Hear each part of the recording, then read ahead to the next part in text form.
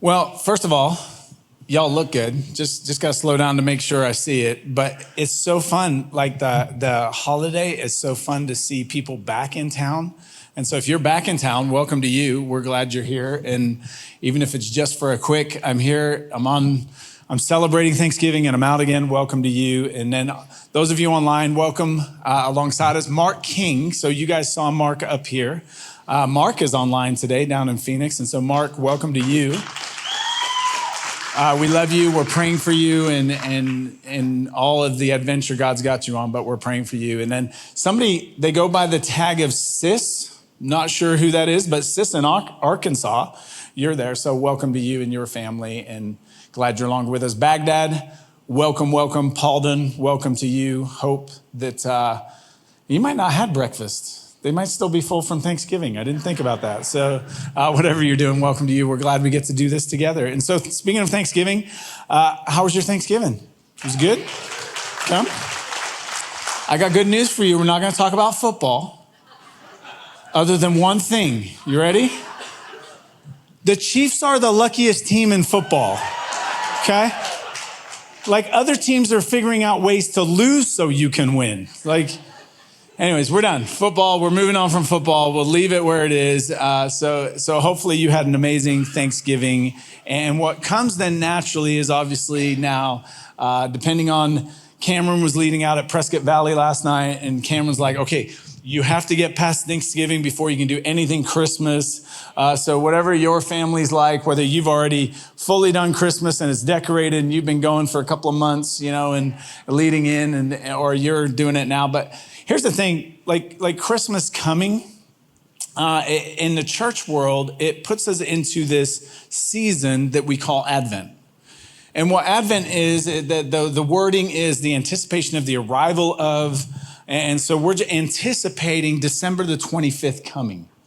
And December the 25th, obviously the birth of Jesus is what we're really leaning into. And so kind of designing the church calendar is that these 4 weeks as we get towards Christmas would really prepare us, would center us as the people of Jesus, so that, I don't know how your Thanksgiving was, but mine felt like it came and went, right? Like it was here and it was gone.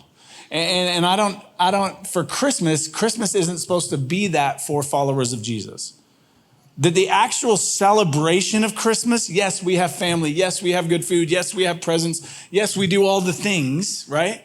But the actual celebration for us as followers of Jesus is that Jesus was born, right? Like that's what's supposed to, on that day, we're so ready to go. Yes, we are fully present in the fact that this day is about him being born, and the rest is all trimmings to that. And so these 4 weeks are really just to prepare us for that. That's what we lean into. And as we kind of go this year, we're rallying around this idea of happy to be. Okay, so this is the big concept of Advent. God is happy to be with you. He is happy to be with you. Here's what I mean. Matthew chapter 1, the announcement of Jesus, right? What's being told to Mary, or actually, I think I just said that wrong. This is Joseph. So there you go. 123, the virgin will conceive. So Mary will conceive and give birth to a son who is Jesus, and they will call him Emmanuel, which means God with us. I am kind of stunning that right out of the gate, the first thing we kind of get in regards to this Christmas narrative is that what's being told to us is this is God with who? Us. With you. This is God with you. And it's one thing to go, okay, God with us, and we understand that on a large scale, God becoming human and being alongside us, but we don't actually understand, or we struggle with the idea that God is happy to be with you. He is happy to be with you. And over the next weeks, we'll kind of unpack this. You ever have a moment where maybe you've been around little kids, maybe you got little kids, but you come into wherever those kids are, and you kind of, maybe it's after a long day. For me, it was my own kiddos, right? Like I would come home after being at work, they would hear the garage, they would hear the car pulling in, and they're already on their way. You know what I mean? And they're so excited to see you. You've only been apart for 8 hours, and they're so excited that you are home and you are here, and their faces light up. Right? And maybe you've been around little kids that do that to you. They see you and they just come across a room towards you. You have that experience. Maybe it's friends for you. Maybe you've got a friend that you see, and when you see that friend, it's like, I'm just so excited to see you. You're my friend, right? And so you move towards them. Maybe you embrace. Or maybe it's for some of you, it's a meaningful relationship. You go on a trip. For me, it was my spouse. I would go and come back to Cindy, and just that initial, like walking into the house, having not seen each other, or she would be away and come home, that there's this moment where it's like, it just feels so good to have you in my presence. You ever had that feeling? Hold on to it, because we're going to explain what that feeling is and why that feeling is so important. Because your brain and my brain and our brains were designed by God. And your brain is designed to run on joy. It is the fuel for you. It is the fuel that your brain runs on. And so this idea of joy, right? Like let's take a definition that we're going to work with over today and over this collection of talks. And the idea is this, that joy in God's context is the declaration of He is happy to be with me. Right? So God is happy to be with me. That feeling you get that you're happy to be with me is what He's talking about here, that He goes, God with us. That God gets to be with you. And so you think about the person of Jesus, right? Like Jesus is on the earth and He goes, hey, I'm here to show you what God is like. I'm here in human form so that you get a physical view of what Jesus is like. And then we have all these moments from His life where we get to see what Jesus was like. In Luke chapter 8 and verse 43, it says this: a woman was there, so Jesus is on His way somewhere, and a woman was there who had been subject to bleeding for 12 years, but no one could heal her.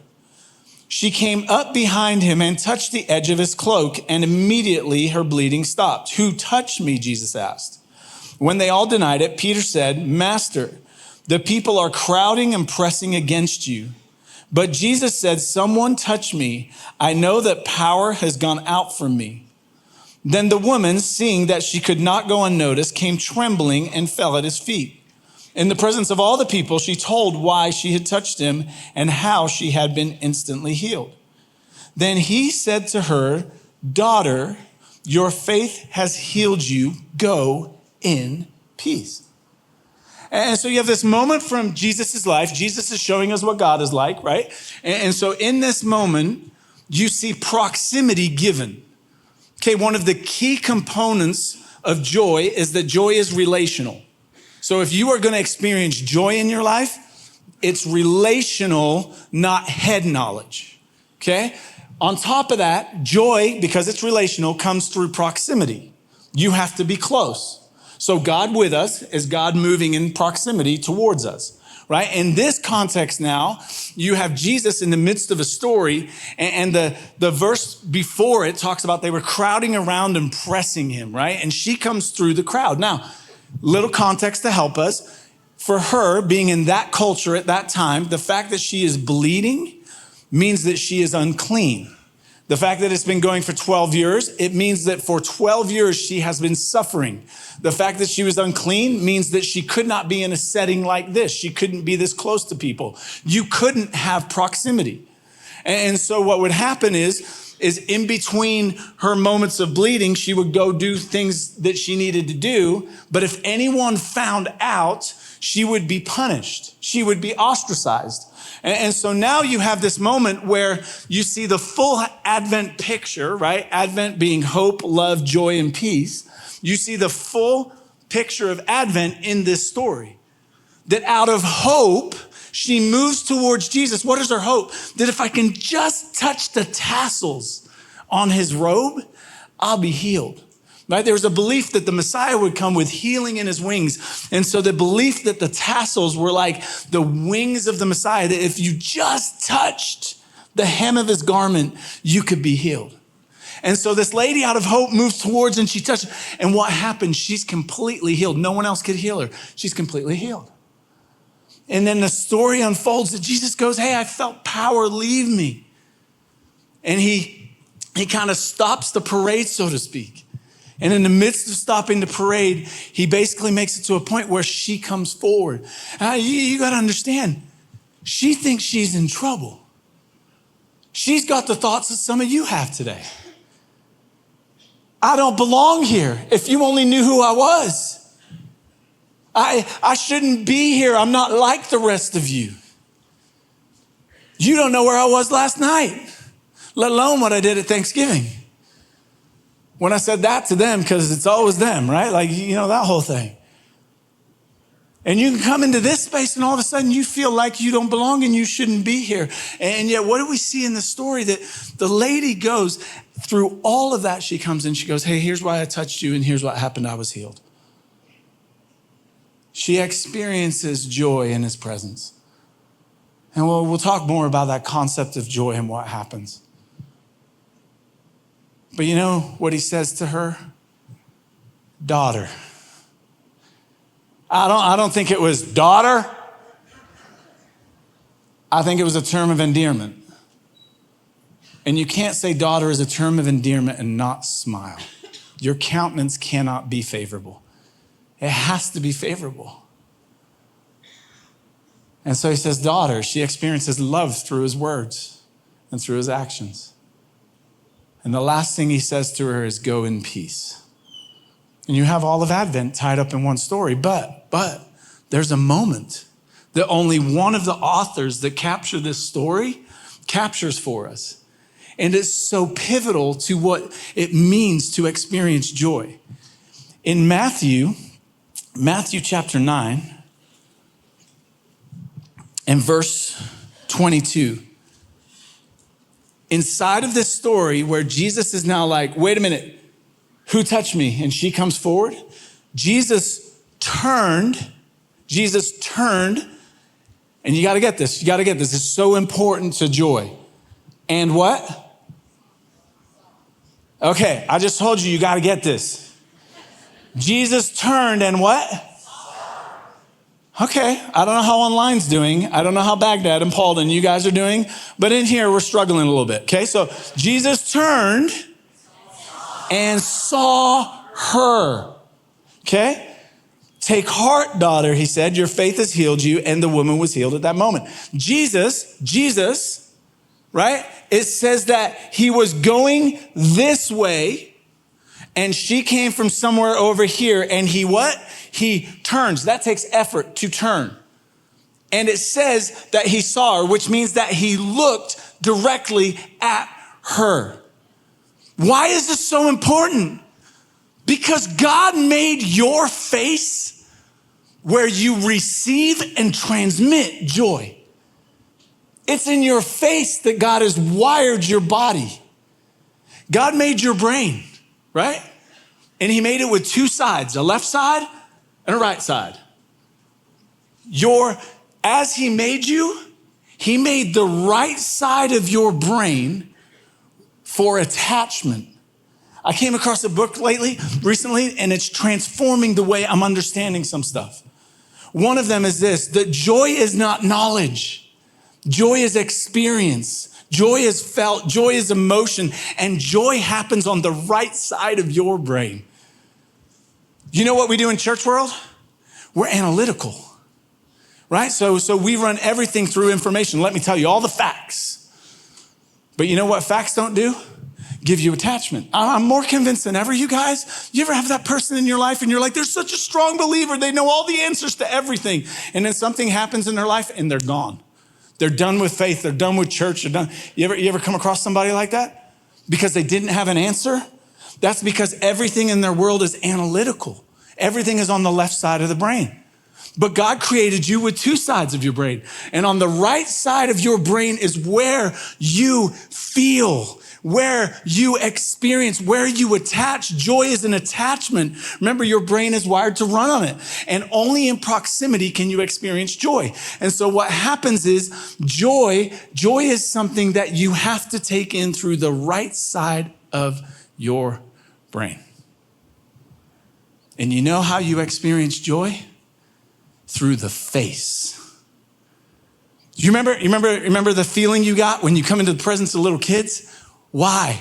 Because you're looking at what? Their face. And what exudes in you is joy. When you come into contact with somebody, why is the door holder? If you were a door holder at Heights, you are so important. Why? Because as somebody is walking up, guess what their brain is doing? You remember your brain is hardwired to scan. Right? For what? For joy. How do you find joy? You find it in the face of somebody who is saying, I am happy to be with you. What does the door holder do? You're the first face and you're going, I'm so happy you're here. Right? You're looking at them. I tried this out on my kids, by the way, last week. They came home. I heard the garage door open. I opened the door and I'm literally standing there as they're driving in. And then they came to the door and I'm like, I'm so glad you're here. And my little one's like, okay. And my older one goes, this is weird. You never do this, right? But that's the whole point, is in the face. God made you to receive and transmit joy. That as somebody walks up to the door of a foreign building that they've never been to, that your face is what transmits, I am happy to be with you. Hey, your brain's wired for this. When you walk in a room, you know what you do? You scan the room. Who do I know? They're happy to be with me, right? And they're doing the exact same thing. Who do I know? Where are they? They're happy to be with me. Because joy is what we run on, right? And so God created the face. And so God in the story, right? Jesus in the story, what does he do? He turns. Don't miss this. He turns. And what does he do? He looks at her. What is her countenance? I don't belong. I shouldn't be here. I've done something terrible. I've gone outside of the cultural code. I'm not, in our terms, in our day, I'm not a good Christian. And what does Jesus do? I don't care. I am happy to be with you. This is the same message for you that you discover. What does God say? God with us. And how did he prove it? He became a man, walked among us. And what did he do while he walked among us? He looked at people. He sat and had meals. You ever wonder? I tried this at the Thanksgiving meal this year. Nobody knew I was doing it, just me. I'm going to make as much facial contact as I can because I'm happy to be with the people I was around that table with. Right? That's how this works. That's why a meal is so important. That's why Jesus shared so many meals. Why? Because when you sit in a meal, what do? When you go on a date with your wife, hopefully you don't sit side by side. If you do, not judging, but why do you sit across the table? Because then you are what? Face to face. And where does attachment happen? Where is joy felt? Face to face. Why? Because God made you that way. I mean, you guys, this concept is all over the Bible. This is not just a concept of one story. Listen to this, Numbers chapter 6. So in Numbers chapter 6, it's the priestly blessing, right? So the priest would say this over all the people, right? So over the nation of Israel, here is the blessing from God to you, okay? Verse 24, the Lord bless you and keep you. The Lord make his what? Face shine on you and be gracious to you. You know what the concept was in the Old Testament the Israelites had of God? That his face shining on you was the blessing and favor of God. That God was on your side. That when his face was towards you, it was a sign of blessing. But they double down. Look at the next verse. And the Lord turn his face towards you and give you what? Peace is an outcome of the Lord's face, what? Being towards you. Think about the story with the lady. We see this blessing lived out. What happens? God's face turns towards her. Jesus turns towards her. And what's the outcome? Daughter, go in peace. Joy is pivotal to you experiencing peace. because it's connected to the very face of God. Think about it for a second. We always talk about joy and we throw out this, and there's nothing wrong with it. It's good theology. We throw out the line, hey, no matter your circumstances, you can still have joy. You know why that's true? Because even in your worst circumstances, God is still happy to be with you. That even in the worst, no matter what it is, God is happy to be with you in that muck and mire that you're walking through. God is happy to be with you in the pain. And the knowledge of God being happy to be with me, that the presence of God is with me, that his face is toward me. You know what that does? That allows me to sit in that moment and feel something and be attached to him as creator. Instead of running the analytical side of my brain that goes, wait, why did this happen? I thought God was good. If God is good, then, and we go through the analytical thing and then people go, I'm out. Well, I think it's because you've never built the attachment. You realize you were called into a love relationship. Love the Lord your God with all your heart, with all your soul, and with all your might, with all your strength. It's a love relationship. What fuels love is joy, right? There's this idea of joy being something that builds attachment. The more I build attachment, the more I'm connected. The more I'm connected, the more I feel love, not just know it intellectually. I mean, this is all over. I'll turn to Psalm 89, verse 15. Blessed are those who have learned, so that's that idea of blessing is that God's on the side of, right? God is for, God's favor, right? Blessed are those who have learned to acclaim you, who walk, so live their life, right? That idea of walk is that you do all of life, where? In the light of your presence, Lord. Now, some of you are like, hold on, John, we're talking about the face. That says presence. If you go to Hebrew and you look at the literal interpretation of the word presence, guess what you get? Face. So let me reread it for you.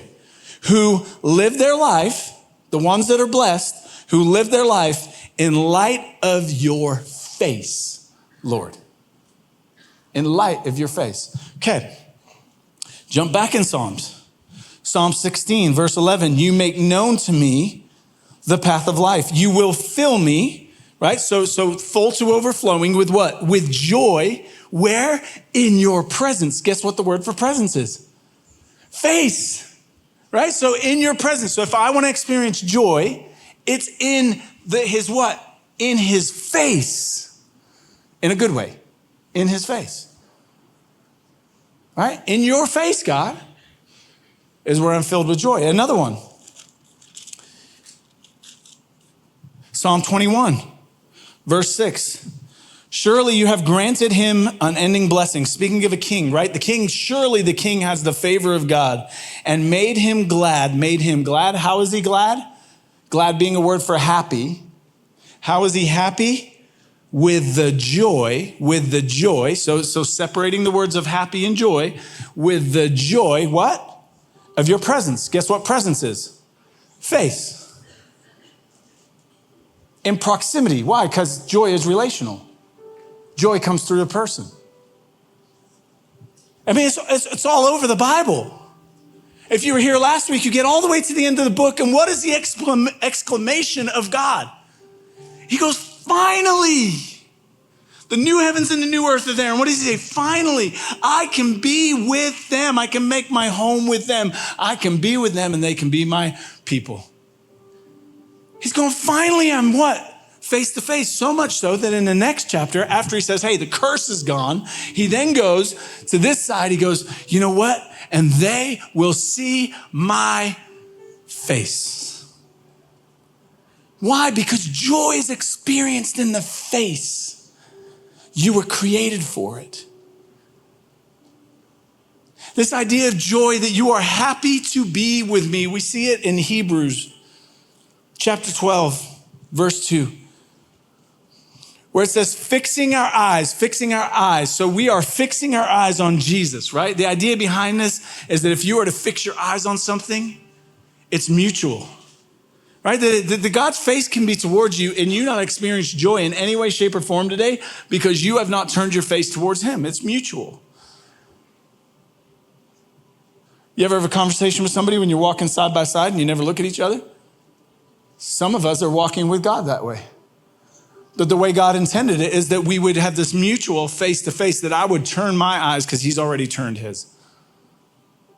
And it says, fixing our eyes on him, on Jesus, the pioneer and perfecter of our faith, for the joy, use our working definition, for the happy to be with me set before him, because he was so happy to be with you, to be with me, to be with us, to be with humanity, to be with his people. Because he was so happy to be with us, he set before him, he endured the cross, scorning its shame, and sat down at the right hand of the throne of God. You know what that says? That because he was so happy to be with you, that he knew there was shame in the cross. And instead of running away from the shame, he despised it. Meaning he counted it as no consequence. Everything that was in the cross that was shameful, he counted it no consequence. Why? Because being with you was worth it. He's happy to be with you. He's happy to be with you. I don't think it was a mistake that the word remember shows up in such a pivotal moment. That when Jesus sat with his friends, right? He talks about remembering. But you know what's interesting? It's interesting. Is it in church world? And I'm not saying this is wrong. Please don't mishear me and misquote me somewhere. I think having right theology is extremely important. How you think of God is extremely important. Don't mishear me that there's an intellectual side to faith that matters. But isn't it interesting that a moment around the table that was relational with his friends, we have taken the word remember and we have made it intellectual. And so you need to sit here, often in reflection, what we'll do is we'll sit here. And often in reflection, what we'll do is we go into this analytical process and we begin to analyze all the things that I've done since last time I took communion, or all the things I've done since the last time I had confession. And we use this moment to give God a list of all the things that, can you forgive me for this? Can you forgive me for this? Can you forgive me for this? Or, and don't mishear me, confession's important. Or we make it about the facts of crucifixion. We talk about what happened to Jesus and we talk about, okay, now sit and ponder that. But here's what's interesting. God made you whole-brained.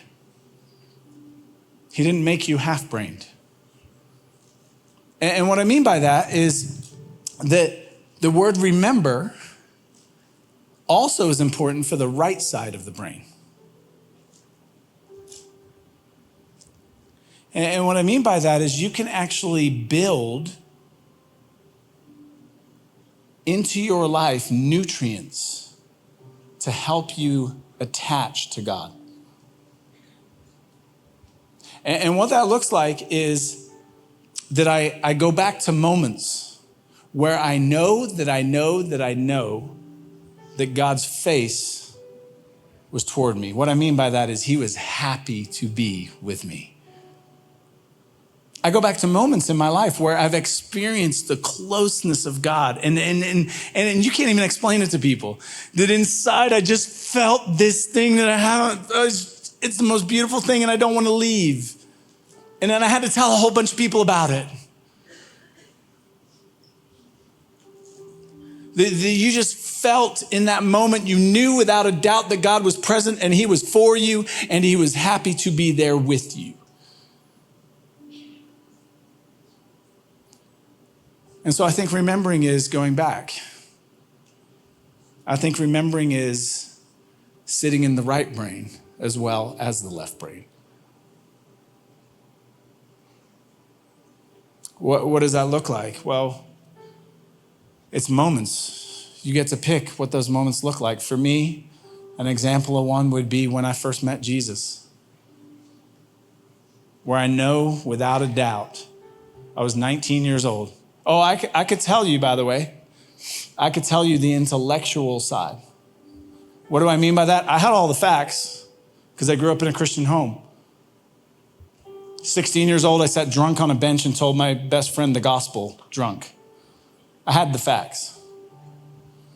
But at 19, something hit different, where I was on my knees and I knew without a doubt that God was happy to be with me, that I was loved exactly as I was. That God was the God of second chances. That I just knew, I can't explain it to you. I just knew inside of me that there was this presence that I had never felt where I was attached to Jesus, and it's never, since that day, never gone back. But I can tell you about another moment sitting in my Devo time in the morning, right? Sitting with the Lord and going through just spending time with him. And I don't know why it's this way, but there are moments where I can tell you that I felt the exact same thing in those moments where it's almost like time stood still because he was so present and so real. I can tell you other times of being at holding my kids for the first time. I can tell you other times of sitting with people in pain and God having this moment where I just knew he was there. And what I felt was overwhelming. And so here's what we're going to do. We're going to reflect with the right side of our brain this morning. What do I mean by that? What is a moment for you where you experienced God is happy to be with me? He is face to face. He is present and he is smiling. That he is with me. And then here's what you're going to do is you remember, don't put words to it because that's the left side of your brain trying to rob the moment. But instead sit in the memory like you're experiencing it again for the first time. Feel it and sit in the feelings of what it was like to know that God is happy to be with me. The moment is yours, and then we'll take it all together.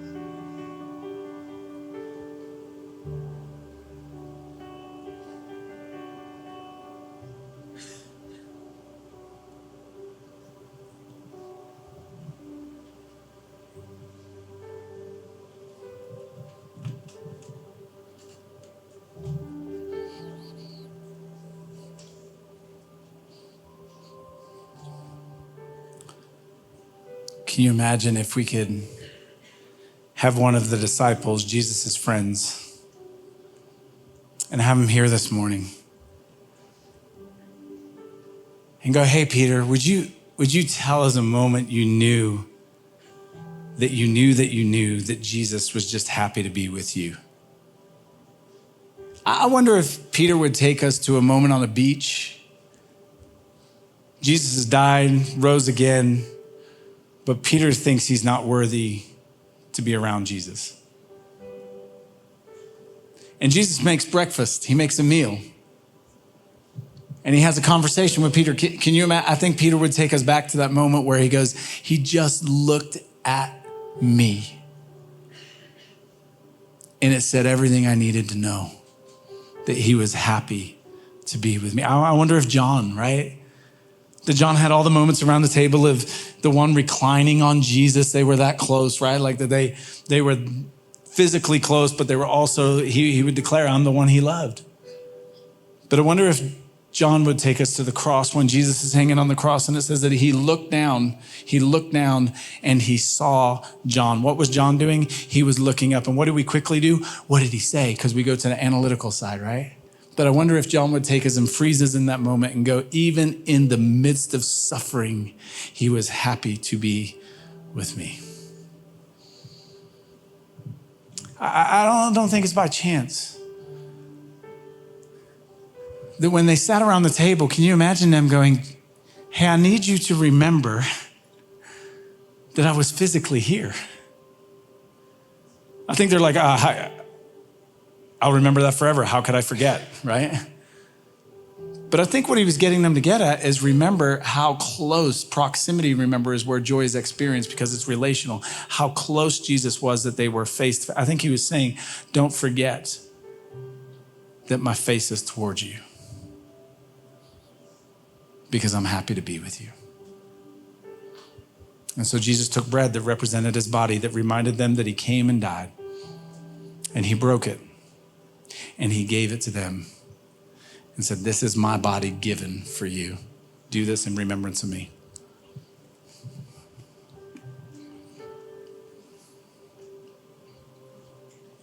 He took a glass of wine and he began to talk about how everything would change because in his blood, all the things that have been against you, all of your worst things, Jesus goes, they're gone. I'm going to pay for them. There will be nothing that the enemy can use to separate us ever again. Nothing can separate. Why? Because proximity is important, because it's in proximity that you experience joy. Why? Because you can see the very face of God. And in that moment, he's not talking about just that moment. He's talking about all of eternity because of his blood, because your sins are forgiven, that you and me get to see the very face of God. And so he took wine and he gave it to them and he said, take, drink, do this in remembrance of me.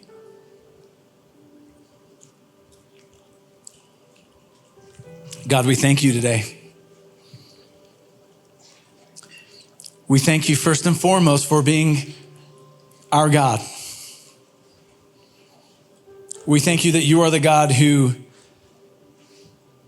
God, you have given everything that we can be in proximity to you. God, we thank you that today you are declaring by proximity that you are happy to be with us. God, that feeling, that emotion, that joy, would it just overwhelm us today? Would it overflow from us today? No matter where we go, what we do, would it be on our face? Would our countenance be that we are joyful because we've experienced the very face of God being towards us? That God, no matter what we carried in here, you are happy to be in that with us today. God, as we take these next moments and we declare joy that has come for the entire world, for every person, that we declare joy to you and we declare why we have joy. God, would you take us to moments and remind us of what it means for you to be happy to be with us today, here and now. Thank you for loving us, and thank you for being the God that is with us. We are grateful, and everybody said, amen.